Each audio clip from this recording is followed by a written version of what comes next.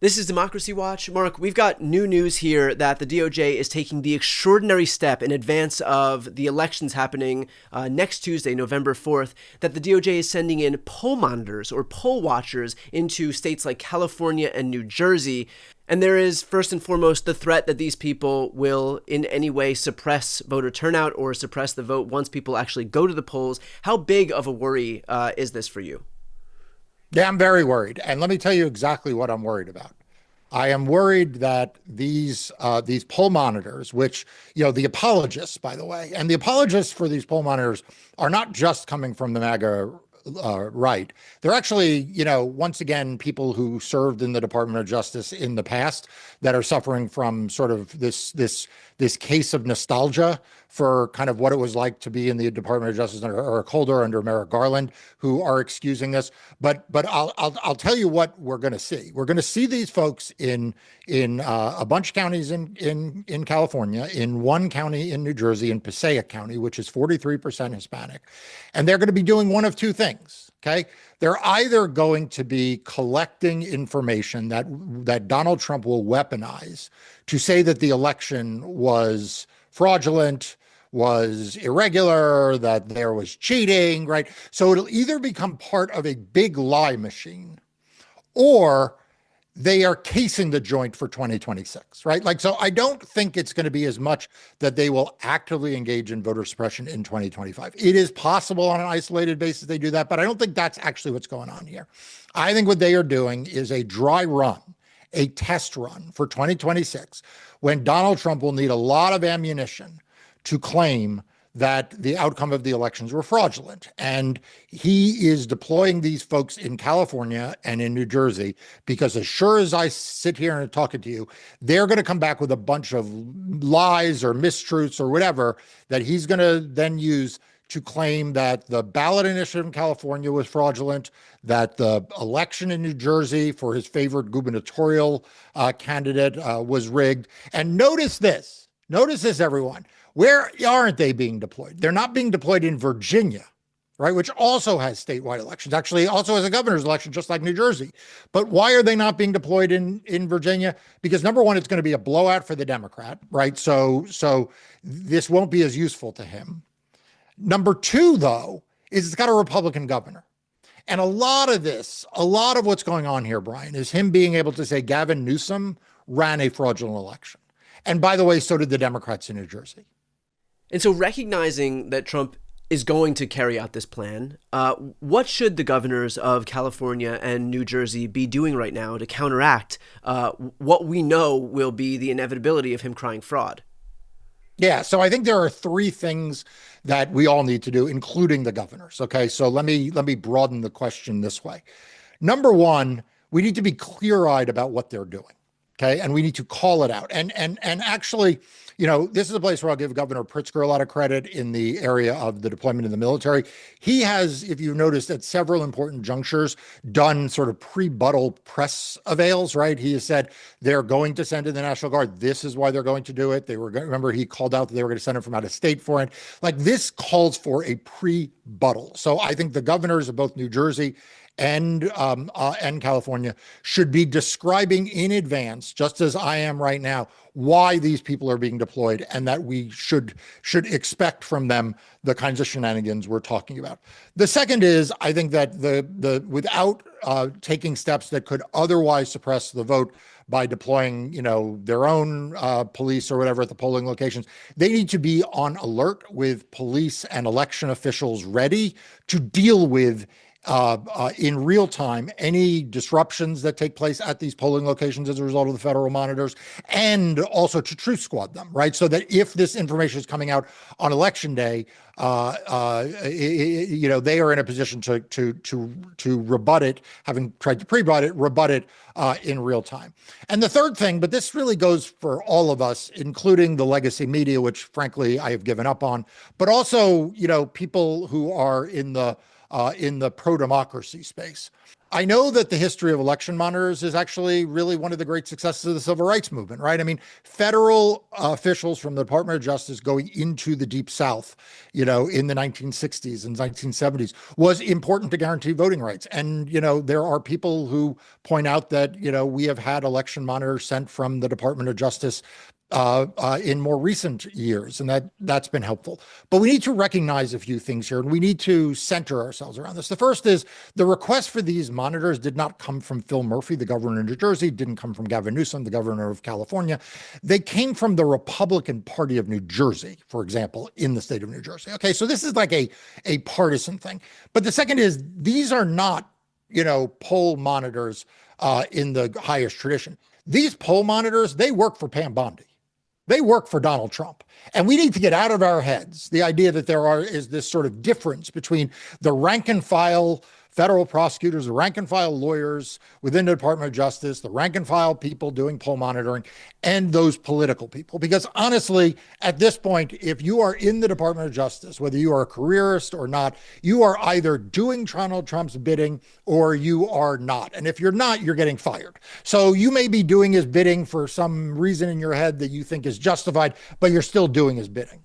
And I would also mention, for folks who are watching right now, Mark has been one of the most clear-eyed people in the entire media space when talking about this stuff. So a small step that we can all take to elevate his voice is to sign up for Democracy Docket, which is the news outlet he founded to focus on everything voting and elections. I'm going to put that link on the screen and also in the post description of this video. If you are not yet signed up, please do yourself a favor and sign up.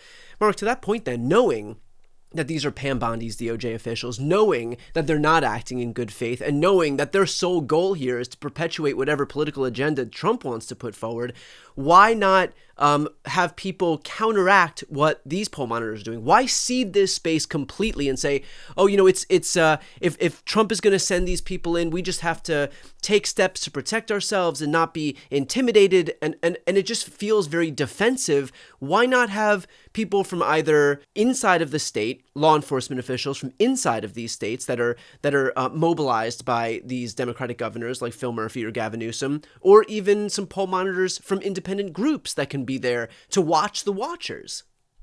Yeah. So first of all, independent groups are not typically given the same rights as government officials. So, let's set them aside. Now, in some places they can do some useful poll monitoring, but I have no doubt that the Department of Justice is going to get preference because they show up, with the imprimatur of the federal government. With respect to the state, I mean, I'm sort of suggesting a slightly modified, more middle ground, which is that the state be prepared to deploy, but not deploy unless necessary. And here's why. The more chaotic you make the polling location, the more chaotic an activity there is going on around polling locations, the longer the lines can become, the more people can be dissuaded from voting, the more chaotic everything can feel. So I understand why Gavin Newsom and Phil Murphy may be reluctant to do that. I do think that, like I said, whether it is law enforcement or, for that matter, just state election officials, right? I mean, they could be people from the state AG's office. They could be people from the election offices, Secretary of State's offices, but they should be ready to deal with anything that looks like it is getting in the way of the voting process. And like I said, they should have a real-time rebuttal process to counteract whatever lies is going to come out of this White House. And, these election monitors themselves may be unwitting, they may be witting in this program, but we know what the White House is going to do. We know what Pam Bondi is going to do, and we know why these people have been deployed. They've been deployed under these very, very unusual circumstances, which is, like I said, in New Jersey, it's at the request of the Republican Party in New Jersey. In New Jersey, it's going only to one county, which is 43% Hispanic. And in both states, and this is really critically important, we know that the president personally has taken an interest in defeating, in the case of California, the ballot initiative, in the case of New Jersey, the Democratic gubernatorial nominee. And we know that the president interferes in the Department of Justice. So we can connect these dots. Plus, Brian, does it not strike you as odd that they are deploying federal poll monitors in a ballot initiative for under state law, right? I mean, there's no federal interest here, right? There's no federal election. There's no federal race on the ballot.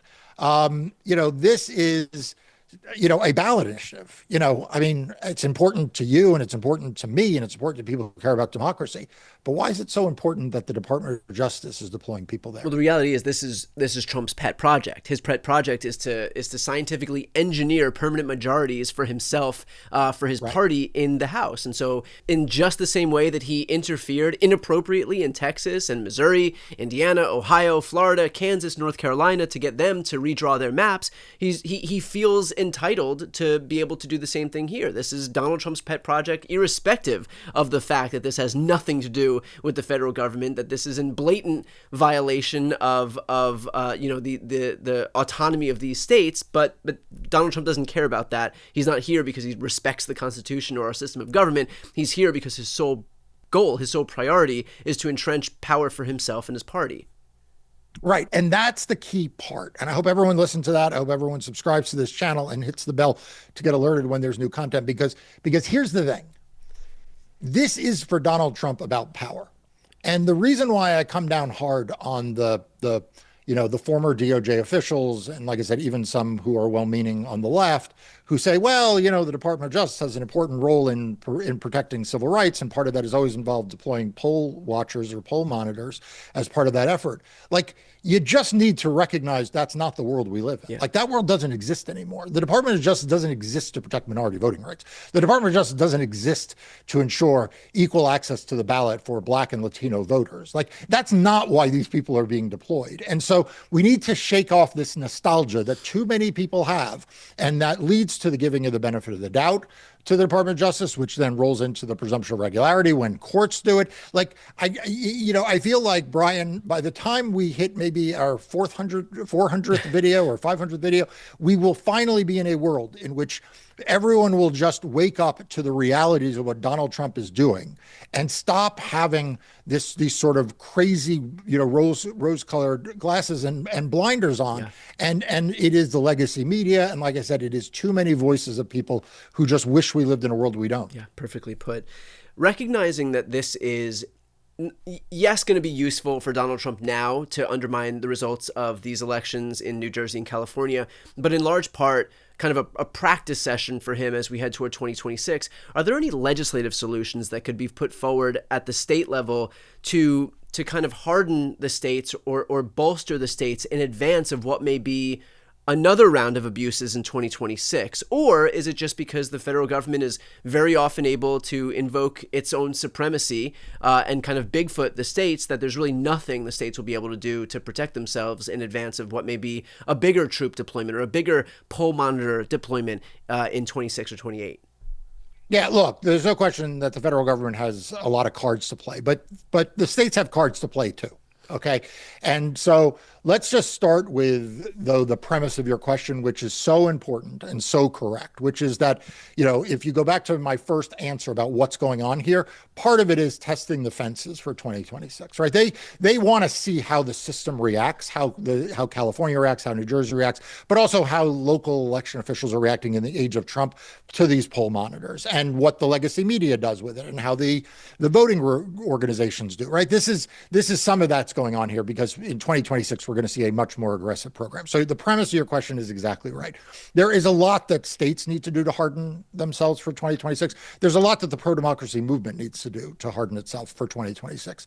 And as I said, it starts with recognizing the real threat that this is. But for the states specifically, every state that is controlled by Democrats need to look at their election laws. I argued this in advance of 2024, and frankly, too few of the Democratic-controlled states did. They need to re-examine what the layout of their polling locations are, who's allowed in, who's not allowed in, whether you're allowed to talk to voters or not talk to voters. There's a case going on right now where the Republican Party is still trying to gain the right, under their view, under the First Amendment, to engage in speech that could be intimidating of voters as they approach the polling locations. There's a lot of stuff that states need to do to deal with the challenges of voter suppression, election subversion, outcome, refusing to certify correct outcomes. And that begins, I mean, it begins before the polling location, but it begins at the polling location. Like, what is the physical layout, and how are we protecting voters from people who are there as DOJ is claiming they're there to monitor? Well, if they're there to monitor, then they don't need to be in a space to interact with voters, right? And so there are things that can be done that are very practical that would prevent voters from being intimidated, and blue states in particular need to take those steps now. For people who are watching right now, there is no other person in the world who can give that kind of analysis like Mark just gave. He is uniquely positioned because of what he does in the courts and in the media space to be able to offer these solutions. So again, has never been more important than it is right now to elevate his voice. So if you're not yet subscribed to Democracy Docket, I'm going to put that link right here on the screen and also in the post description of this video. Please go ahead and subscribe, elevate his voice, and show the rest of the media ecosystem exactly whose voice we should be supporting here. I'm Brian Tyler Cohen. I'm Mark Elias. This is Democracy Watch.